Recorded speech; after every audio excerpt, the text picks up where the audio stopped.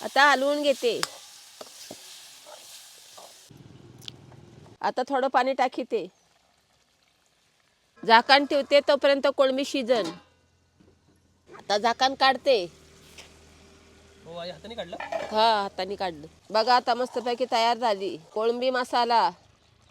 आता कोथिंबीर टाकते. आता उतरते आणि तांदळाची भाकर बनवून घेते. आता तवा ठेवते. तांदळाचं पीठ हे पाणी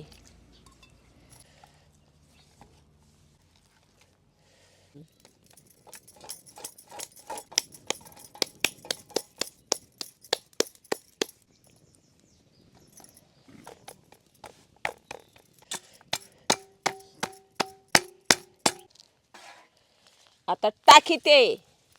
पाणी लाविते आता.